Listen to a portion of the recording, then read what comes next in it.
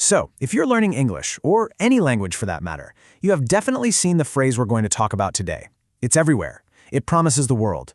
But what if I told you that promise, that dream, is actually the very thing holding you back? Let's get into it. Yep, there it is. How to learn English quickly like a native. This is the holy grail, isn't it? For millions of people, this one sentence is the ultimate goal. It's what every app, every course, and every YouTube guru seems to be selling you. And that really gets to the heart of what we're exploring today. I mean, this is the dream for sure, but is it the right dream? Is it even helpful? Or is it just setting you up for a whole lot of frustration? Let's break this thing down. Okay, first things first, we've got to admit just how attractive this idea is. There's a reason this phrase hits so hard, especially if you've ever felt stuck or nervous trying to speak. It's promising you a future where all that anxiety just disappears. So let's look at what's really being promised here. Under the surface, it's not just about grammar and vocab. No. It's an emotional promise. It's the dream of just effortless communication, a perfect accent, being instantly accepted, no more struggling to find the right word. Just total mastery, the whole shebang. All right, let's take this phrase apart, piece by piece. First up is that little word, quickly. We all want results fast. I get it. But when you're talking about something as incredibly complex as learning a language, we need to get real about what quick actually means. I mean, really think about it for a second. We're asking our brains to build a completely new, massive network. A web of new sounds, new rules, new cultural ideas. This isn't like installing software on your computer. It's way more like growing an entire forest from scratch. It takes time. And it definitely happens in stages. And this timeline just lays it all out so perfectly. Look, in the first few months, you're just getting your feet wet with the basics. Then, maybe after a year or so, you're actually having conversations, which is huge. But understanding the deep stuff, the idioms, the inside jokes, the culture, that takes years. Mastery isn't a race, it's a journey. And every single stage is a win, not a sign that you aren't being quick enough. Okay, so we've tackled quickly. Now for the second and honestly the trickier part of the phrase, speaking like a native. This is where the goal goes from just being challenging to, well, being a bit of a myth. We're chasing a standard that was created under circumstances we just can't replicate.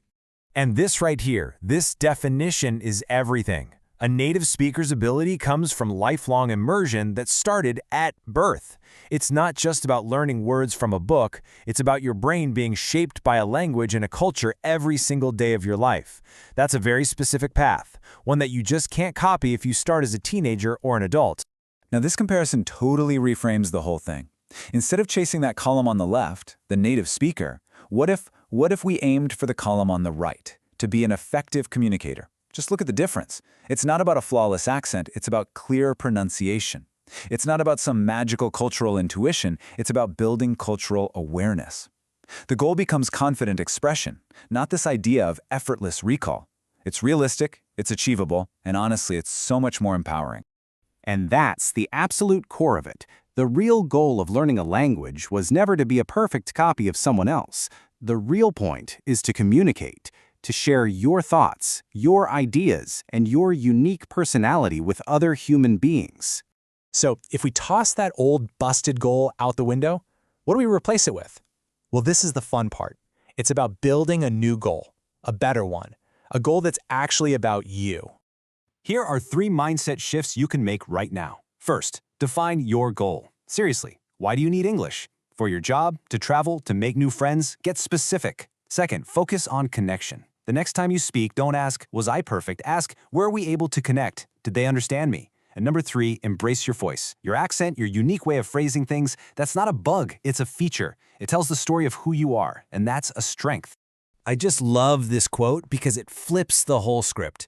See, true fluency isn't a mask you wear to hide your identity. It's a tool that lets you show the world even more of who you are. It lets you reveal your personality in a whole new way. And I really want to leave you with this final thought. Every single time you open your mouth to speak a language that isn't your first, you're doing something incredibly brave. So that accent you might be a little self-conscious about, it isn't a sign that you're imperfect. It's a sign that you know more than one language. It's proof of your courage. What if you started seeing it that way?